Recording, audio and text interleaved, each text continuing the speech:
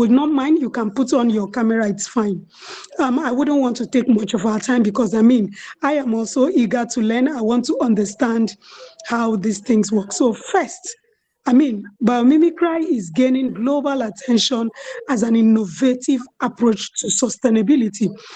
For listeners who may be hearing the term for the first time, what is biomimicry and why is it increasingly relevant in addressing today's climate and environmental challenges?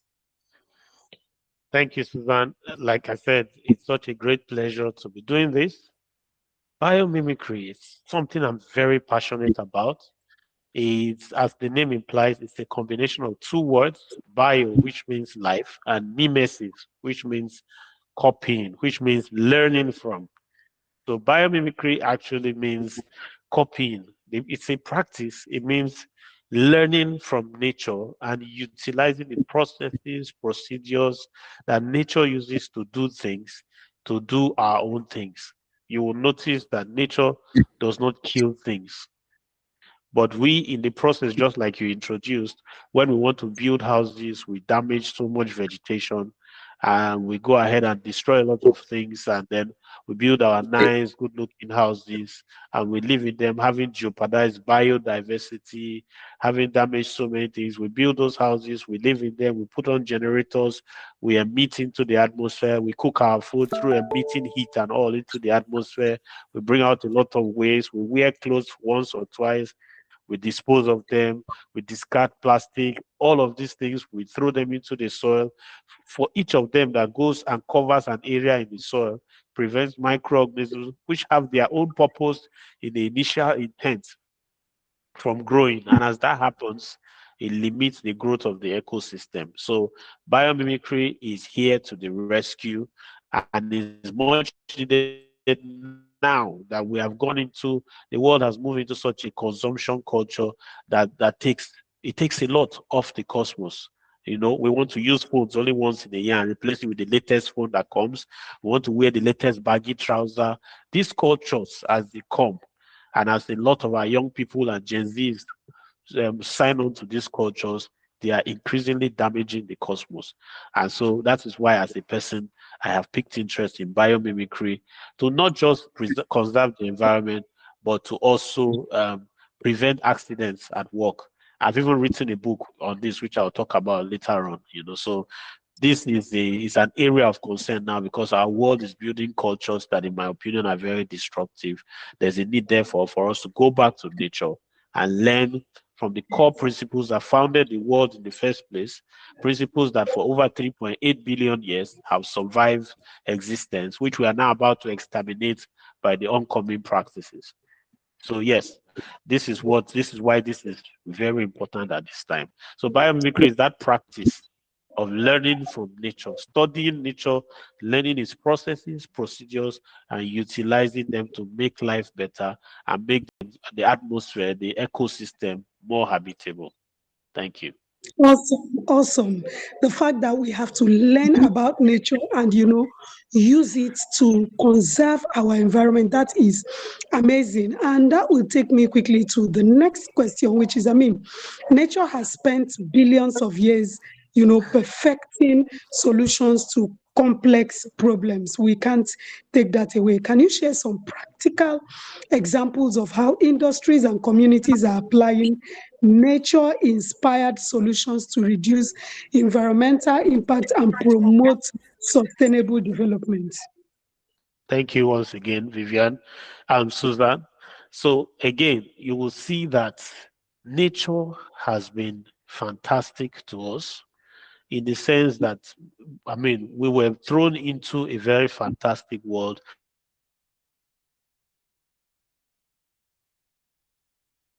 as every organism had an interaction. There was nothing that was put here that was a waste. Where you have a lot of rats, when snakes come into that place, they feed on those rats and reduce the rat population in that place. The rats there will in turn feed on other things. You have mosquitoes. There's a food chain that is established, which by the time everybody is settled, there's a balance in the ecosystem.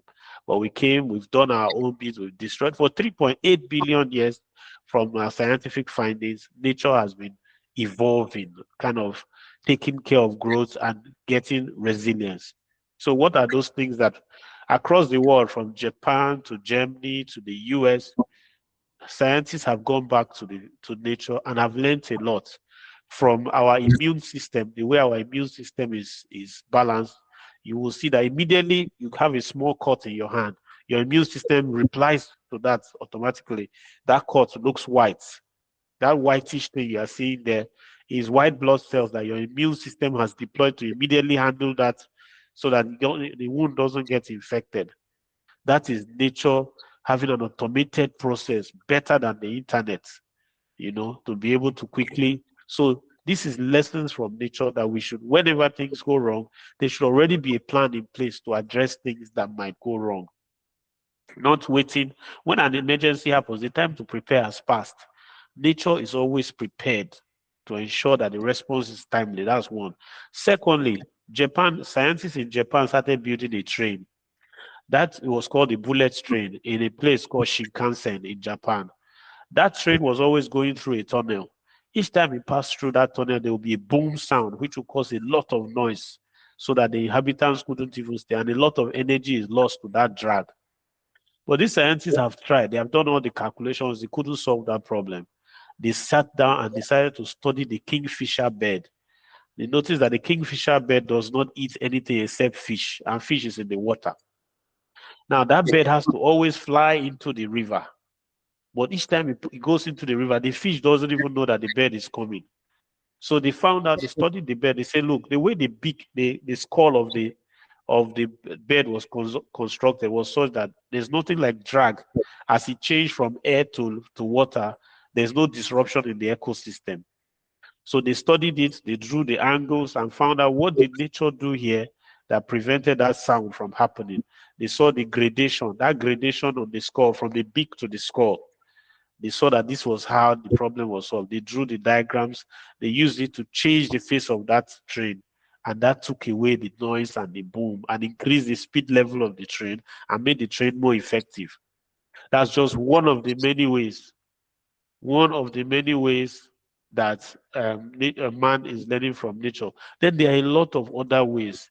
If you look at it, the shark has a lot of antimicrobial properties, and man has copied from the skin of shark to make so many things that are now helping, in hospitals and in many other places. If you look at your aircraft, the aircraft directly copies the bird. And then you see that in those aircraft, every aircraft has two engines. That copies nature, because nature made us with two kidneys, two nostrils, two eyes, two ears. So that whenever one fails, it not doesn't mean that you're now totally incapable of surviving. So as this aircraft fly in mid-air, they have copied from nature to have two engines so that they are balanced whenever they are moving. At the end of the day, there's nothing like, oh, because one engine has failed, the aircraft has collapsed. So the pilots will not tell you, but many times they'll be on the flight, one engine will fail, they'll transfer to the other engine. Just the way you would not know that as you're walking now, sometimes your one kidney can fail, the other one will switch in. Sometimes you have a problem with one eye, the other eye is looking. Sometimes one nostril is blocked, the other nostril is functioning. Sometimes one ear is faulty, the other one is working. These are redundancies that nature has built. And we need to learn from nature and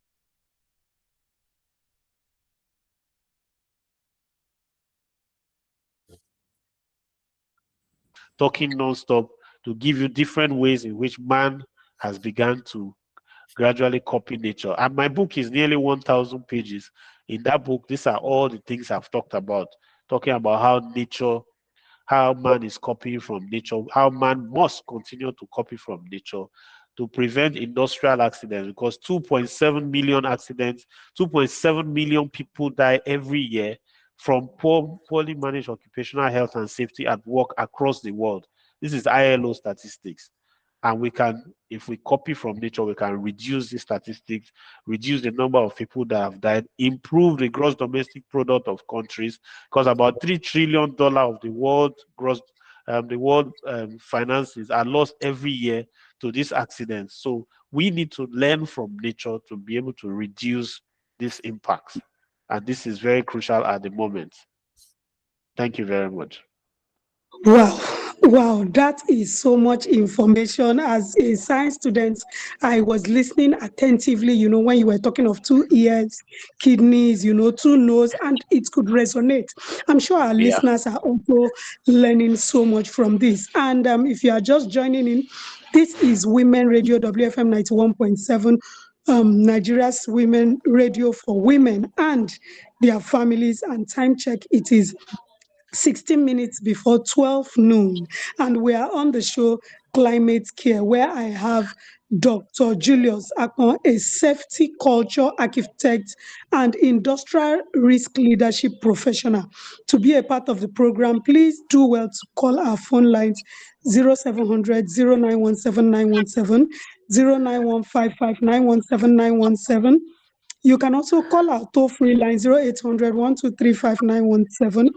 Send us a WhatsApp message on 070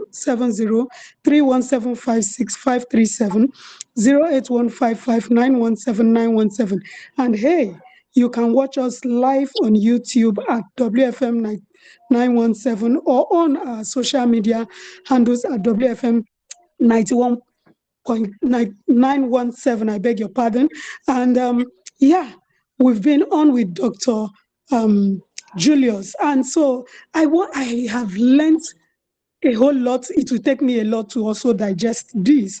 But now you've made mention of different countries, but let's bring it down to Nigeria now. Considering Nigeria's environmental realities, from flooding and waste management to deforestation and rapid urbanization as we have it, where do you see the greatest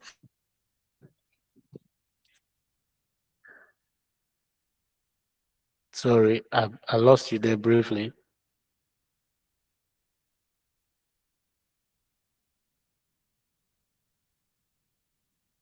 Hello, Suzanne.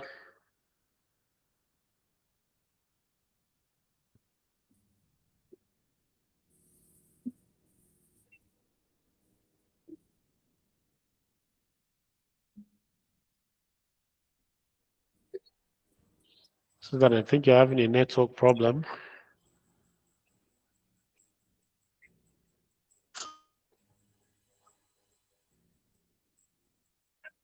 Oops.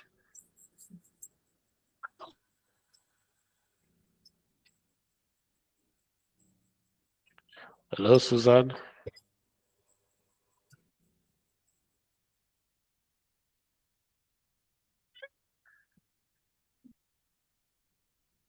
opportunities for applying? Doctor, we've been speaking with Dr. Julius Akon, who is okay. I think he's back. Okay. I don't know if you got the questions, Yeah, Doctor. Sorry for that I lost network you glitch. briefly, but I picked some things that you were saying. You were asking that we bring the applicability from global perspectives to Nigerian perspective. And Especially for I governments and businesses, yes, beautiful. pursuing climate Now, adaptation. thank you very much. There are two basic things that, as far as the climate is concerned, that we need to look at: adaptation and mitigation. Now, you see, so much talk has been on for about these things in Nigeria, and I always do not like to say, well, we now must move to noise, that, as I always like to call it, to action on the ground. One of the most fundamental things about our environments in Nigeria and across Africa, I mean, I've traveled quite a lot around Africa, and I can say that the biggest issues we have are the fact that we seem to live with too much waste. We generate a lot of waste, and we don't seem to have a lot of problem with our waste. So the waste management culture must become intrinsic, must be something we train our children about. Because if you look into the natural world, nature does not waste. In fact, 2 years ago, I visited a national park in Livingstone, Zambia. And as I was coming out of the park, something was written there that nature does not do waste. The only waste you find in this park are done by human beings. And that really crossed me. Because Nature makes animals, nature makes plants. When these animals eat, they eat what is in nature, they eat the plants. Animals were not made to eat biscuits or or all these things we create, or pizza, or these things. Animals eat what nature made for them, the plants. And at the end of the day, or other animals as necessary. At the end of the day, when they pass out the feces, or even when some of them die, they return to the soil, and their bodies, the carcass has advantage to the soil. It adds up as manure to the soil. So when you follow that cycle, nature does not waste. Now, but when we came with our engineering, we were supposed to engineer, if we were wise from the very beginning, our engineering was supposed to ensure that we have recreated that same process. But unfortunately, the ingenuity, the destructive ingenuity of man led us away from there into creating things that now have a damaging effect on the environment. So it is now time for us to take a U-turn. So in Nigeria and Africa, what we must look at, all these blocked drainages that we are keeping because of our waste and poor waste management culture, we must now go back to the forest, look at how the wetlands and mangrove forests are managing themselves. You see that beyond even just waste management, if you go to the forest, what people don't see in the forest is that the bigger trees, they use their roots to support the roots of the smaller trees. That's why when wind comes, the smaller trees are protected by the big and overriding roots of the bigger trees, and they shed the air resistance that they provide. So sustainable living means that those who are doing better than others are shielding the lower ones. But if you look back into Nigeria and Africa, you will be better left in the cold so that you can realize how rich and how bigger than you the rich man is. This kind of culture is a lack of learning from nature. What nature does, how you can show that you're bigger than the next plant, the next animal in nature, is not in your destructive overtake of the weaker vessel or the weaker level. It's in your overriding supremacy that protects. Supremacy is measured by protection, not by defeat. And I'm not talking about somebody who's quickly going into how the lion eats other animals, and that's not what I'm talking about. I'm talking about if you get into the wetlands, the mangrove forest, if you go into the deltas, you come into the Lagos coastline, if you look at all those our Atlantic Ocean interfaces where we exist, you look at how nature is being mimicked. If we mimic how the forest is managing itself, the forest is a kingdom on its own. And that's why, and I'm happy to be on Women's Radio, because they say that the forest is the lungs of the earth. And you know, the women are the mainstay of the earth. So we should manage the lung of the earth. The mothers of the earth should manage the lungs of the earth. So it's very right that the women are fronting this program to discuss these ways in which we can go back to nature and equip the lungs of the earth to allow the ecosystem breathe.